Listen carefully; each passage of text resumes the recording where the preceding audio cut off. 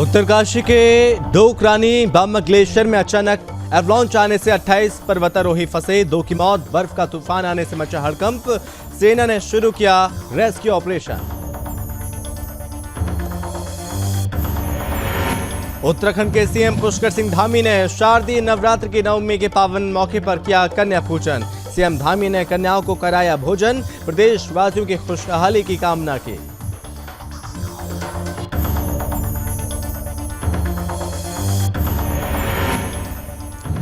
उत्तराखंड के राज्यपाल गुरमीत सिंह ने सोमवार को रुद्रप्रयाग का किया दौरा। राज्यपाल गुरमीत सिंह कई कार्यक्रम में हुए शामिल। राज्यपाल ने पुलिस, वन विभाग, स्वास्थ्य विभाग के साथ बैठक की, कई विकास मुद्दों पर की चर्चा।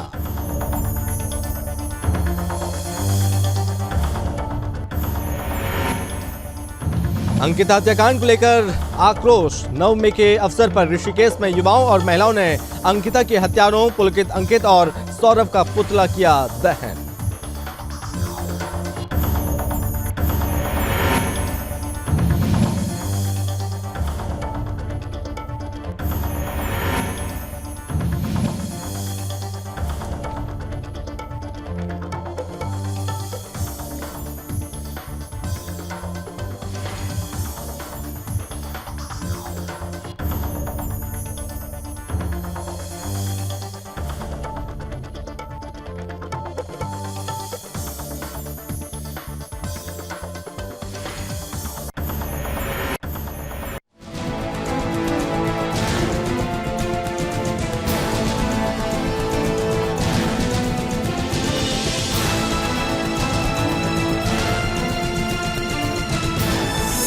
आप देख रहे हैं सुदर्शन न्यूज।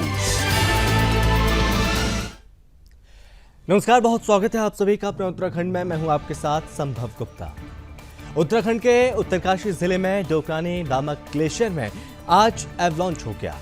इस दौरान नेहरू पर्वतारोहण संस्थान के 2 प्रशिक्षकों के हताहत होने की सूचना है।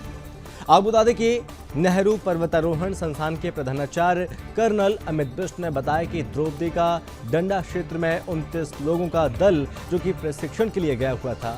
इस दौरान वहां पर एवलांच की खबर सामने आई।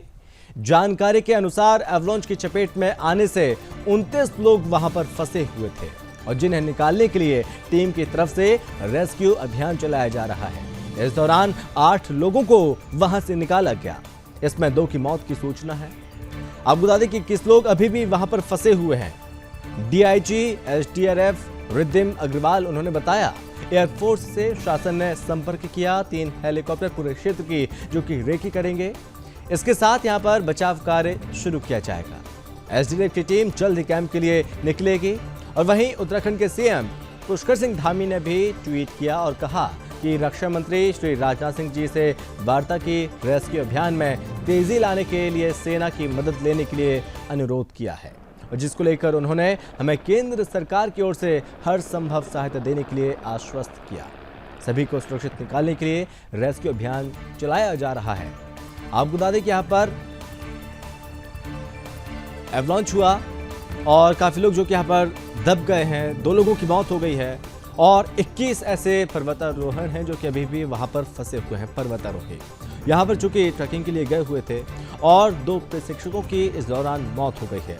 दर्दनाक हादसा यहां पर हुआ और जैसे इस बात की सूचना मुख्यमंत्री पुष्कर सिंह धामी को लगी तो पुष्कर सिंह धामी भी उन्होंने भी ट्वीट किया, इस पूरे मामले पर संज्ञान लिया और साथ ही साथ उन्होंने बताया कि उनकी बात हुई है केंद्रीय रक्षा मंत्री राजनाथ सिंह से।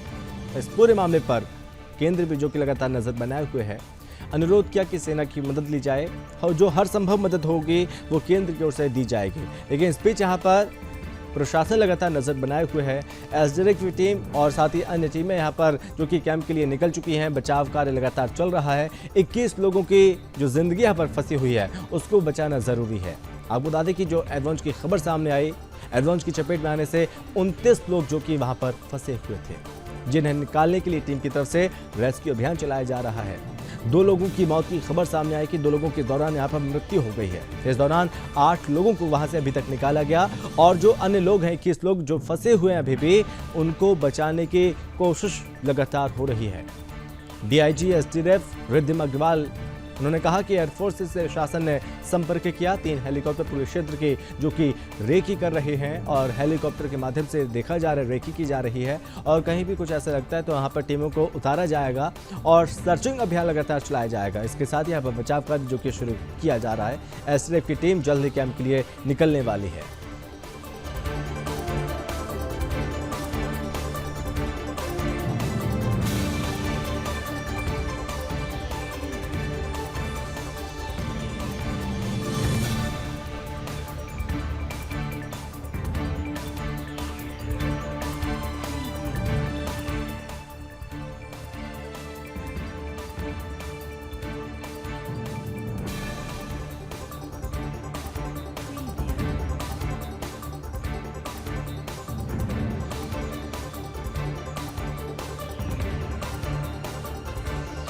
उत्तराखंड के सीएम पुष्कर सिंह धामी ने मंगलवार को शारदीय नवरात्र की नवमी के पावन मौके पर मुख्यमंत्री आवास में विधि विधान से कन्या पूजन किया।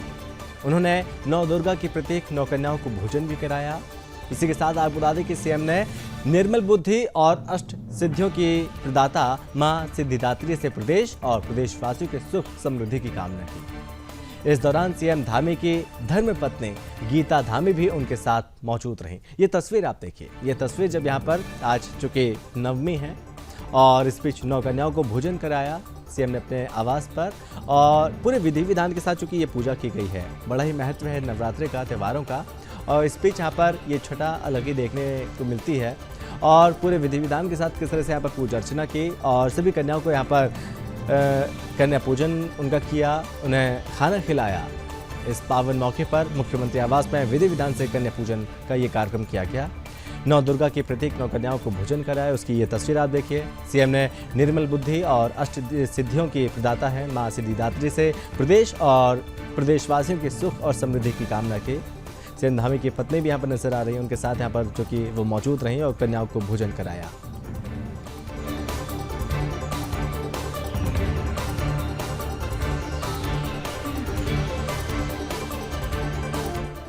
चलिए बढ़ते हैं आगे। उत्तराखंड के राज्यपाल गुरमीत सिंह अपने 1 दिवसीय दौरे पर जनपद रुद्रप्रयाग का उन्होंने दौरा किया। यहां राज्यपाल ने अपने दौरे के दौरान कैंप सभागार में राजस्व, पुलिस और वन विकास और साथ ही साथ स्वास्थ्य विभागों की बैठक की समीक्षा की। ये खास रिपोर्ट हम आपको दिखा रहे हैं। और मार्केट में भी है। इसके अलावा सर और जगह पे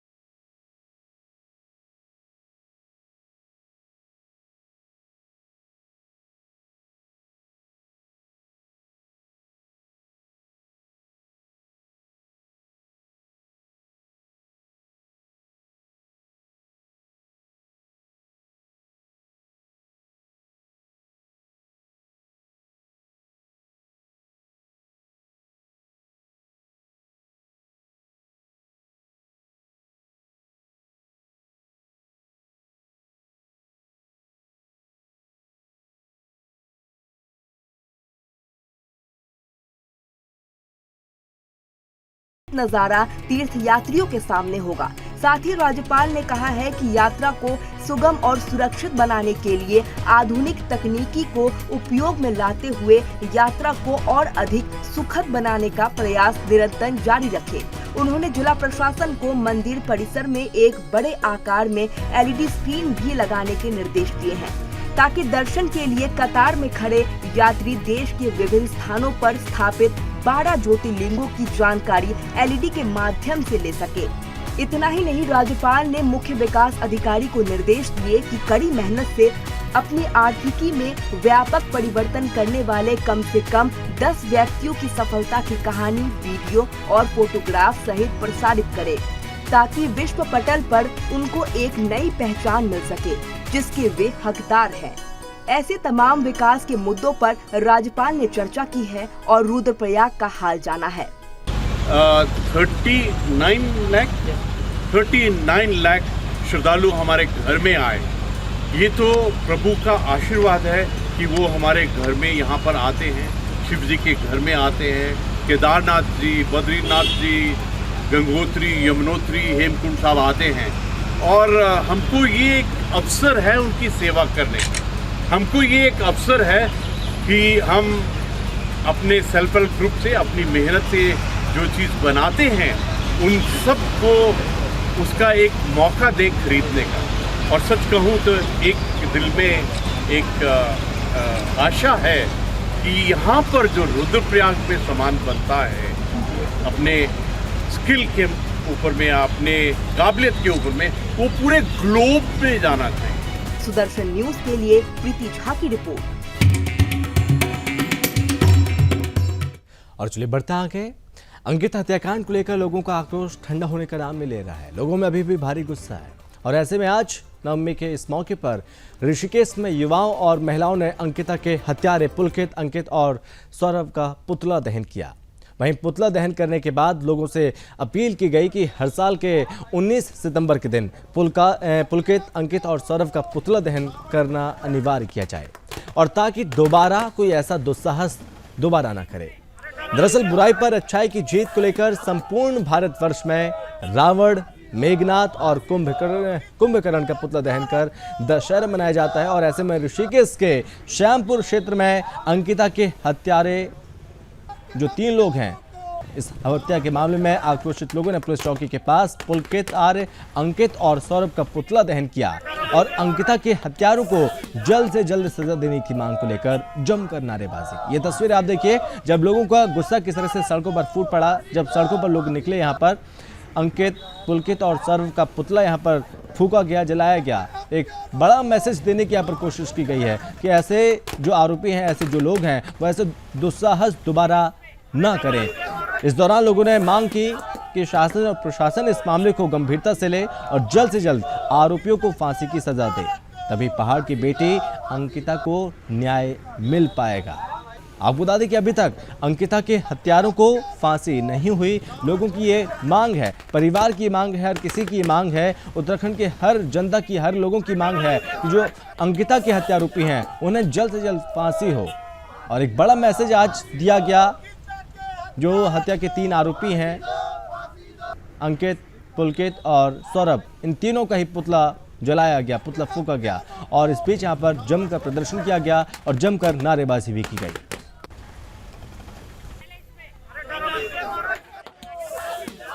आज जो हम संदेश दिया है, ये पुतला जला करके, जिस तरह सभी बच्चे जो है शुरू से सीख जाते हैं कि रावण का दहन क्यों हो रहा है। अगर 19 तारीख को, आज ये तारीख सबको याद रहेगी, इतिहास में लिखी जाएगी और आज के दिन हर रोज हर व्यक्ति जो है पुतला फूकेगा, इस परंपरा को मनाएगा, तो बच्चे बचपन से ही सीख जाएंगे कि हमारे देश में ऐसे भी कातिल हुए थे जिन्होंने इस तरह से निर्मम हत्या करी गई थी एक लड़की की। और हम सबको जागरूक रहना चाहिए। इस तरह से माएं जो अपने बच्चों को छोटे से ही समझाना शुरू कर देगी कि बच्चों इस तरह से जागरूक रहो। हमारे देश में, हमारे उत्तराखंड में हमारी बेटी के साथ कई दिनों तक अप्रिय व्यवहार करने के बावजूद उसको जो है इस तरह से मारा गया। उसकी जो उसकी लाश थी उसके साथ भी उन्होंने ऐसा खिलवाड़ करा कि उसको भी अंतिम संस्कार साए ढलने के बाद करा गया, जो कि कि हमारे शासन में नहीं है, हमारी परंपरा में नहीं माना जाता। तो बच्चों को इस तरह से माएं जो है सिखाएंगी और ये जो है एक बहुत बड़ा मैसेज जो हमारी तरफ से जाएगा। देशों में रावण, कुंभकर्ण और मेघनाथ का पुतला दहन किया जाता है, उसी प्रकार से आज जो है अंकिता हत्याकांड में जब दोषियों को फांसी की सजा नहीं मिल रही और तुरंत कार्रवाई नहीं हो रही है, इसमें जो है जनता आक्रोश में है। और आज हमने दशहरा से पहले एक दिन पहले हमने जो है ये कार्यक्रम किया, अंकित और पुलकित और सौरभ का हमने पुतला दहन किया, क्योंकि रावण तो तब भी सीता माता को उन्होंने बहुत इज्जत सम्मान दिया, मगर इन पुलकित आर्य ने हमारे उत्तराखंड को इतना ऐसे कुकृत्य किया कि इनको कभी जनता माफ नहीं करेगी। इसलिए इनको जो है ये समझा जा रहा है कि ये जो है रावण, कुंभकर्ण और जो है मेघनाथ है।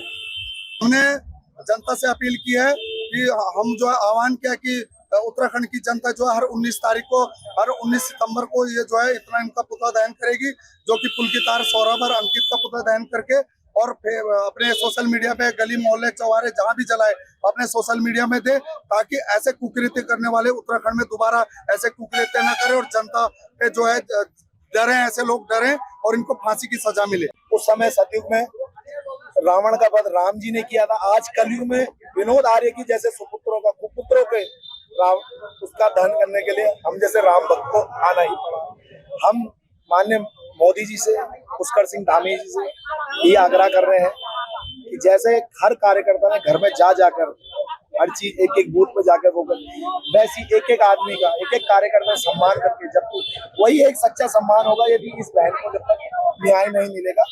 विपिन कंडवाल जैसे गंदे मानसिकता के लोग जब तक गिरफ्तार नहीं होंगे तब तक युवा रोड पर ऐसी आक्रोश जताता रहेगा। हमें 18 तारीख से आज देख लीजिए 4 तारीख, इतने दिन में अभी तक जिन्होंने फांसी की सजा जिसे जनता चाह रही है उनको अभी तक कुछ नहीं हो पाया। विपिन कंडवाल जैसे लोग गायब हैं। मेरा डिजिटल चैनल के जितने भी अपने लोकल मीडिया से यही है, एक निवेदन कर रहा हूँ, अंकिता को न्याय जल्द से जल्द न्याय मिले और विपिन कंडवाल जैसे गंदी मानसिकता के लोगों को गिरफ्तारी। तो देवभूमि में अंकिता हत्याकांड को लेकर पूरे देश भर में आक्रोश फैला हुआ है और ऐसे में अंकिता हत्याकांड और अन्य मामलों में बिना तथ्यों के अफवाह फैलाने वालों के खिलाफ जनपद पौड़ी पुलिस प्रशासन जो कि सख्त हो गया। इसी कड़ी में पौड़ी के वरिष्ठ पुलिस अधीक्षक यशवंत सिंह चौहान ने पत्रकार वार्ता की।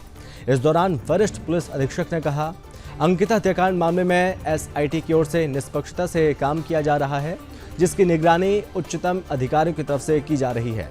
वहीं इस मामले में पौड़ी पुलिस की तरफ से भी अपना पूरा सहयोग दिया जा रहा है। लेकिन तथाकथित कुछ ऐसे पोर्टल हैं जिनके द्वारा सोशल मीडिया में बिना तथ्यों के खबरों को फैलाने का काम किया जा रहा है, जिससे अनावश्यक माहौल भी खराब हो रहा है। उन्होंने सभी लोगों से आग्रह किया कि तथ्यों के साथ खबरों को चलाएं, यहाँ पर अफवाह न फैलाएं, फर्जी खबरें न चलाएं। इस दौरान उन्होंने साफ कहा, जिन लोगों की तरफ से बिना तथ्यों के आधार पर खबरें चलाई जा रही हैं, ऐसे लोगों के खिलाफ पुलिस ने अब सख्ती बरतना शुरू कर दिया। पुलिस अब ऐसे लोगों पर सख्ती बरत रही है। ऐसे लोगों को यहाँ पर चिन्हित किया जा रहा है और कार्रवाई करने का पुलिस ने मन भी बना लिया। वहीं आपको बता दें कि SSP जो है उन्होंने ये भी कहा, पुलिस लगातार ऐसे पोर्टल और लोगों पर नजर बनाए हुए है जो बिना तथ्यों के आधार पर लगातार खबरें प्रसारित कर रहे हैं। और साथ ही उन्होंने कहा कि जनता को गुमराह करने का काम जो लोग कर रहे हैं, ऐसे लोगों को बख्शा नहीं जाएगा। लोगों को चिन्हित कर ऐसे लोगों के खिलाफ पुलिस अधिनियम के तहत कार्रवाई सुनिश्चित की जाएगी। और साथ ही साथ बड़ा मैसेज इसको लेकर भी दिया, जो अन्य खबरें होती हैं, अन्य मुद्दे होते हैं, उसको लेकर भी जो भ्रामक खबरें फैलाई जाती हैं या फिर गलत तथ्य पेश किए जाते हैं, ऐसे लोग सुधर जाएं, समझ जाएं। वो अनावश्यक तौर पर यहाँ पर उनसे छेड़छाड़ ना करें मुद्दों से, और जो झूठी खबरें हैं उनको प्रचारित ना करें, भ्रामक खबरें ना फैलाएं। और ऐसे में अब पुलिस सख्ती करेगी, सख्ती करने का मन बना लिया है। ऐसे लोगों पर कार्रवाई सुनिश्चित की जाएगी।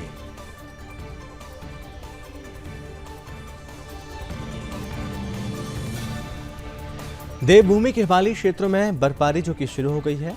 वहीं आपको बता दें कि हिमालयी क्षेत्रों के तापमान में लगातार गिरावट आने से 6 माह बुग्यालों में प्रवास करने वाले भेड़ पालक समय से पहले गांवों की ओर रुख करने लगे हैं। पिछले सालों की अगर हम बात करें तो 6 माह बुग्यालों में प्रवास करने वाले भेड़ पालक दीपावली के निकट या फिर नवंबर माह के पहले सप्ताह में गांवों की ओर रुख करते थे। मगर इस बार हिमालयी क्षेत्रों में लगातार बर्फबारी होने के कारण निचले क्षेत्रों के तापमान में गिरावट आने से भेड़ पालक गांवों की ओर लौटने लगे हैं। आपको बता दें कि भेड़ पालक 6 माह प्रवास के लिए अप्रैल माह में बुग्यालों की ओर चले जाते हैं और नवंबर माह में गांवों की ओर रुख करते हैं। 6 माह बुग्यालों में प्रवास करने वाले भेड़ पालकों का जीवन किसी साधना से कम नहीं होता है। और इस बीच यहाँ पर भेड़ पालकों ने जो कि वापस लौटना शुरू कर दिया, क्योंकि हिमालयी क्षेत्रों में तापमान में लगातार गिरावट आ रही है और 6 माह बुग्यालों में प्रवेश करने वाले भेड़ पालक जो कि अब समय से पहले गांवों की ओर रुख करने लगे। हालांकि यहाँ पर तमाम समस्याएं भी हैं और पिछले साल की अगर हम बात करें तो 6 माह पहले बुग्यालों में प्रवास करने वाले भेड़ पालक दीपावली के निकट या फिर नवंबर माह के पहले सप्ताह में गांवों की ओर आया करते थे, लेकिन इस बार यहाँ पर समय से पहले यहाँ पर इन बुग्यालों को जो कि वापस लौटना पड़ रहा है। इस बार हिमालयी क्षेत्रों में लगातार बर्फबारी हो रही है और इसकी वजह से यहाँ पर निचले क्षेत्र जो हैं वहाँ पर तापमान में गिरावट आई और भेड़ पालक गांवों की ओर लौटने लगे। जो भेड़ पालक हैं वो 6 माह प्रवास के लिए अप्रैल माह में बुग्यालों की तरफ चले जाते थे, नवंबर माह में गांवों की ओर रुख करते हैं। 6 माह बुग्यालों में प्रवेश करने वाले भेड़ पालकों का जीवन किसी साधना से कम नहीं होता। ये जो प्रवास होता है बड़ा ही कठिन होता है, लेकिन अब इन सभी बुग्यालों ने वापस लौटना शुरू कर दिया।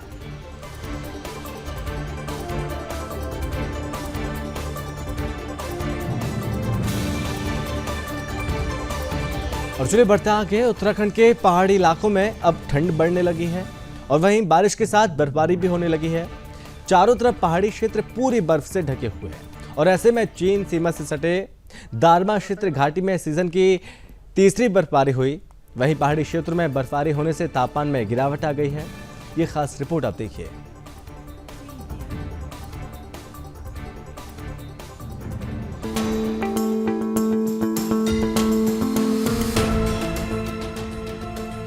उत्तराखंड के धारचूला के उच्च हिमालय क्षेत्र दारमा में मौसम की तीसरी बर्फबारी हुई है। बर्फबारी होने से तापमान में गिरावट आई है, जिससे लोगों को ठंड का प्रतीत हो रहा है। आपको बता दें कि चीन सीमा के पास दारमा घाटी की अंतिम चौकी दावे में 2 अक्टूबर को 4 सेंटीमीटर और पहाड़ों में 1.5 फीट से अधिक बर्फबारी हुई है।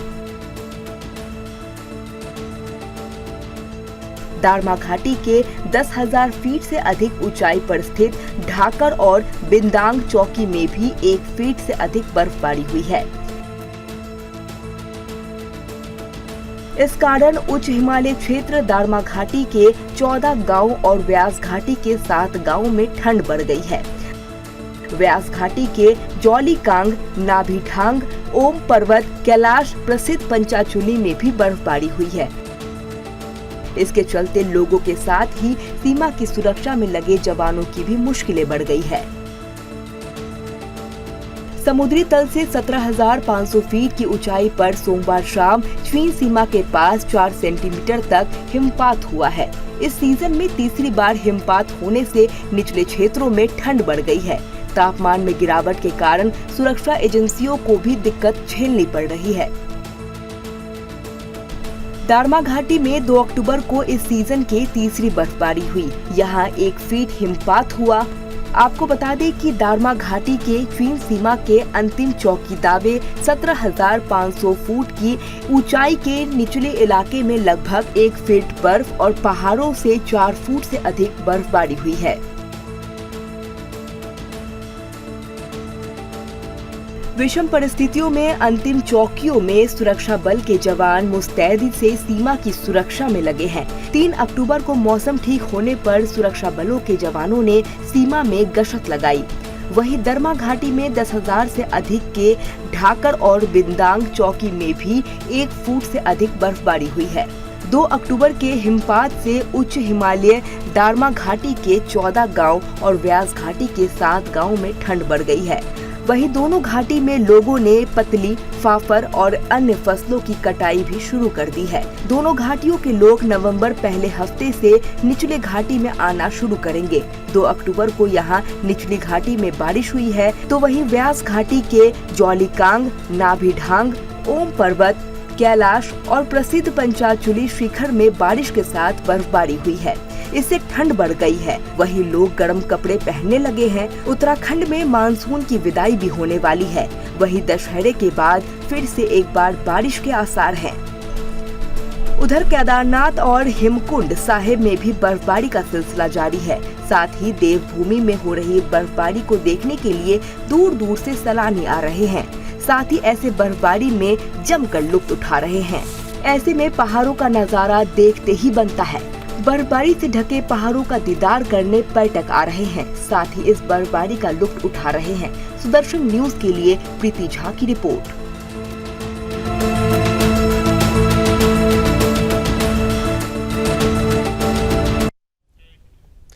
पूरे देश में नवरात्रि का त्यौहार बड़े ही धूमधाम के साथ मनाया जा रहा है और ऐसे में देवभूमि में नवरात्रि को लेकर बड़ी धूम है, लोग उत्साहित हैं।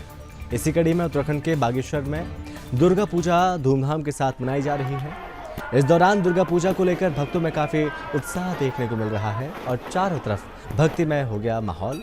आपको बता दें कि नवमी के दिन बागेश्वर के मार्कंडेय घाट पर सरयू और गोमती संगम की भव्य आरती की जाती है और आज के दिन लोग देवी के 9 रूप मां दुर्गा की 9वीं शक्ति सिद्धिदात्री की पूजा करते हैं। कहते हैं कि सच्चे मन से मां दुर्गा की पूजा करने से सभी मनोकामनाएं पूर्ण होती हैं। ऐसे में भक्त पूरे भक्तिभाव से मां दुर्गा की पूजा अर्चना कर आराधना कर रहे हैं, आशीर्वाद ले रहे हैं।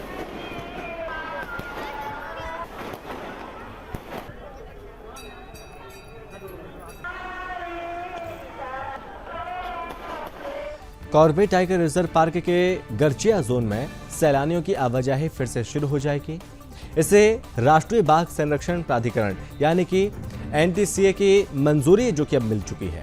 अब इसी पर्यटन सीजन में इस जोन को पर्यटकों के लिए खोल दिया जाएगा। आपको बता दें कि 15 नवंबर 2020 को कॉर्बेट पार्क का नया पर्यटन जोन गरजिया जो कि शुरू किया गया था।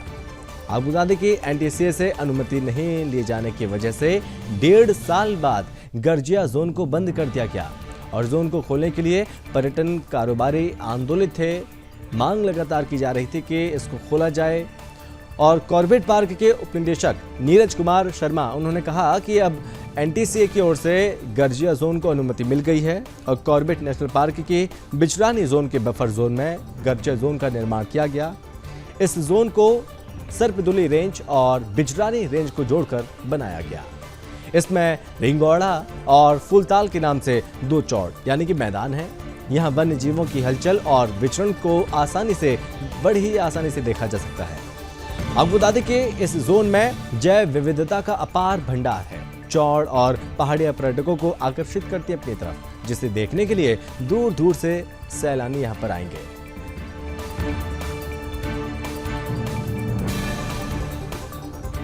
और इसी के साथ इस बुलेटिन में बस इतना ही। आप बने रहिए सुदर्शन न्यूज के साथ। जय हिंद।